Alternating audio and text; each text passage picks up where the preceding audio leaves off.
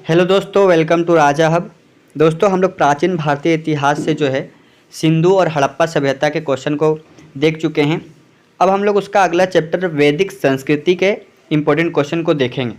तो चलिए वीडियो को शुरू करते हैं। आज का हमारा पहला क्वेश्चन है, पूर्व वैदिक या ऋग्वैदिक संस्कृति का काल किसे माना जाता है?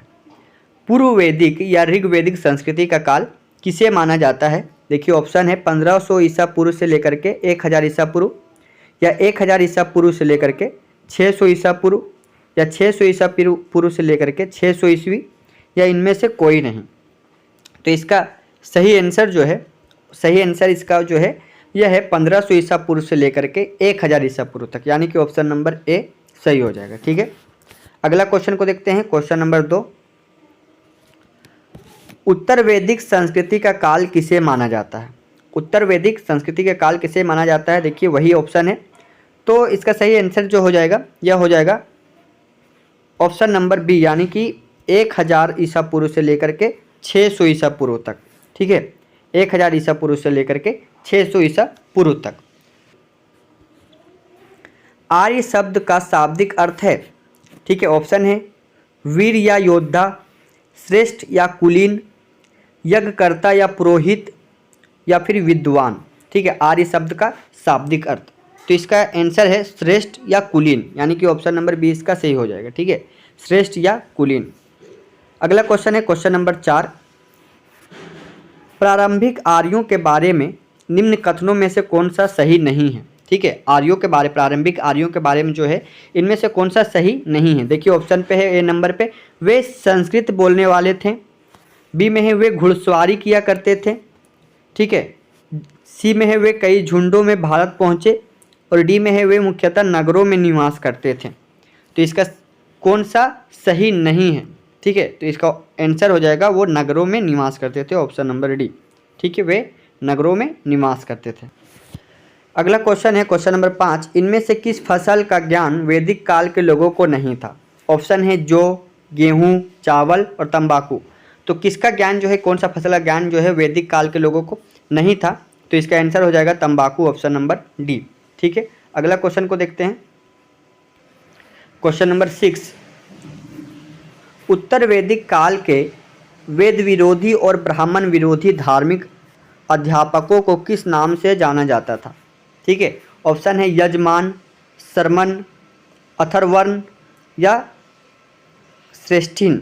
ठीक है, श्रेष्ठिन। तो इसका सही आंसर क्या हो जाएगा? इसका आंसर हो जाएगा श्रमण। ठीक है, उत्तर वैदिक काल के वेद विरोधी और ब्राह्मण विरोधी धार्मिक अध्यापकों को जो है शर्मन के नाम से जाना जाता था। अगला क्वेश्चन को देखते हैं। क्वेश्चन नंबर 7, वैदिक गणित का महत्वपूर्ण अंग है। वैदिक गणित का महत्वपूर्ण अंग, ऑप्शन है शतपथ ब्राह्मण, अथर्ववेद, शूलसूत्र, छांदोग्य उपनिषद। ठीक है, शतपथ ब्राह्मण, अथर्ववेद, शूलसूत्र और छांदोग्य उपनिषद। तो इसका आंसर हो जाएगा शूलसूत्र, यानी कि ऑप्शन नंबर सी। ठीक है, शूलसूत्र। अगला क्वेश्चन देखते हैं। क्वेश्चन नंबर 8, किस वेद में प्राचीन वैदिक युग की संस्कृति के बारे में सूचना दी गई है? ठीक है, प्राचीन वैदिक युग की संस्कृति के बारे में सूचना दी गई है। तो ऑप्शन है ऋग्वेद, यजुर्वेद, अथर्ववेद, या फिर सामवेद। तो इसका आंसर क्या हो जाएगा? ऋग्वेद। ऋग्वेद में जो है प्राचीन वैदिक युग की संस्कृति के बारे में सूचना दी गई है। अगला क्वेश्चन को देखते हैं। क्वेश्चन नंबर 9, निम्नलिखित में से उत्तर वैदिक काल में लिखे गए ग्रंथों का सही क्रम कौन सा है? सही क्रम कौन सा है उत्तर वैदिक काल में लिखे गए ग्रंथ का?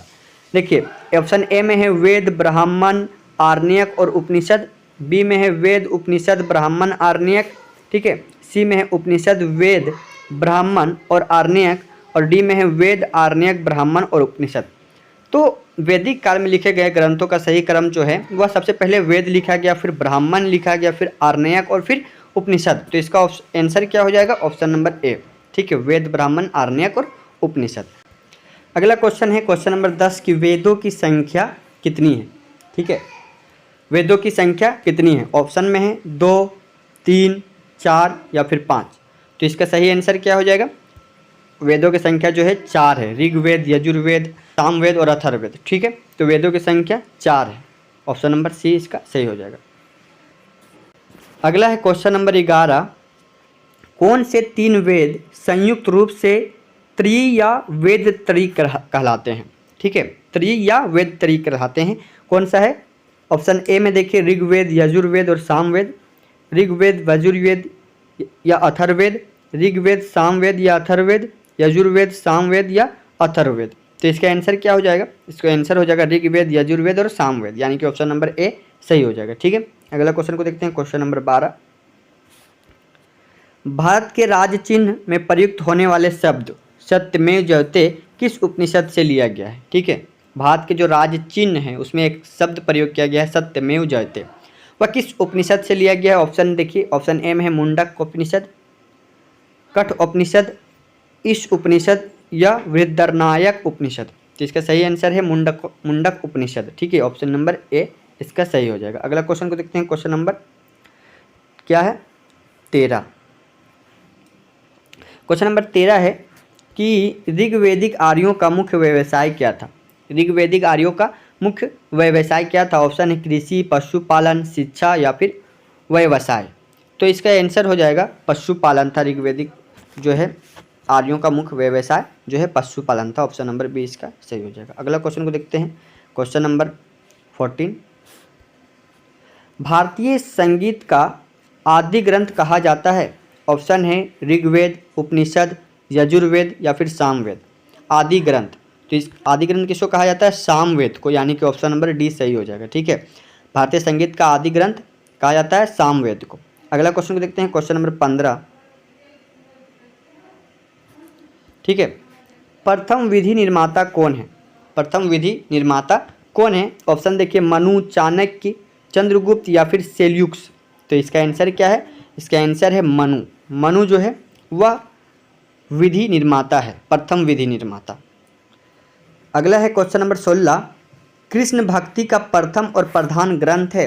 कृष्ण भक्ति का प्रथम और प्रधान ग्रंथ क्या है? तो ऑप्शन है महाभारत, श्रीमद् भागवत गीता, गीत गोविंद या फिर इनमें से कोई नहीं। तो कृष्ण भक्ति का प्रथम और प्रधान ग्रंथ जो है श्रीमद् भागवत गीता है, यानी कि ऑप्शन नंबर जो है बी इसका सही हो जाएगा। अगला क्वेश्चन को देखते हैं, क्वेश्चन नंबर 17। क्वेश्चन नंबर 17 है कि ऋग्वेद में संपत्ति का प्रमुख रूप क्या है? गोधन, भूमि, ए और बी दोनों या इनमें से कोई नहीं। ठीक है, तो इसका आंसर क्या हो जाएगा? इसका आंसर हो जाएगा गोधन, यानी कि ऑप्शन नंबर ए इसका सही हो जाएगा, गोधन। ठीक है, अगला क्वेश्चन को देखते हैं, क्वेश्चन नंबर 18। क्वेश्चन नंबर 18 है कि ऋग्वेद के किस मंडल में शूद्र का उल्लेख पहली बार मिलता है? ऋग्वेद के किस मंडल में शूद्र का उल्लेख पहली बार मिलता है? ऑप्शन है 7वें, 8वें, 9वें या फिर 10वें। तो ऋग्वेद के किस मंडल में शूद्र का उल्लेख पहली बार मिलता है? तो 10वें में। ठीक है, याद रखिएगा 10वें में पहली बार मिलता है। ऑप्शन नंबर इसका डी सही हो जाएगा। अगला क्वेश्चन को देखते हैं, क्वेश्चन नंबर 19, पुराणों की संख्या कितनी है? ठीक है, पुराणों की संख्या कितनी है? ऑप्शन है 18, 19, 20 या फिर 21। तो पुराणों की संख्या जो है 18 है। ठीक है, ऑप्शन नंबर ए इसका सही हो जाएगा, पुराणों की संख्या 18 है। अगला क्वेश्चन को देखते हैं, क्वेश्चन नंबर 20 और आज का ये लास्ट क्वेश्चन है, क्वेश्चन नंबर 20। ठीक है, वैदिक धर्म का मुख्य लक्षण इनमें से किसकी उपासना था? वैदिक धर्म का मुख्य लक्षण इनमें से किसकी उपासना था? ऑप्शन है प्रकृति, पशुपति, देवी माता या फिर त्रिमूर्ति। तो इसका सही आंसर है प्रकृति। ठीक है, प्रकृति जो है मुख्य लक्षण था वैदिक धर्म का। तो दोस्तों ये था हमारा वैदिक संस्कृति से इम्पोर्टेंट 20 क्वेश्चन। अगले वीडियो में फिर आपको वैदिक संस्कृति से और 20 क्वेश्चन देखने को मिलेंगे, और इसी तरह हम लोग प्राचीन भारतीय इतिहास का जो है जितने भी इंपॉर्टेंट क्वेश्चन है वो एक एक चैप्टर करके हम लोग सभी को क्वेश्चनों को देख लेंगे। तो दोस्तों अगर अभी तक आपने हमारे चैनल को सब्सक्राइब नहीं किया तो सब्सक्राइब करके बेल आइकन को भी प्रेस कर ले, ताकि आने वाले सभी वीडियो की नोटिफिकेशन आपको तुरंत मिले। तो चलिए मिलते हैं फिर अगले वीडियो में, तब तक के लिए धन्यवाद।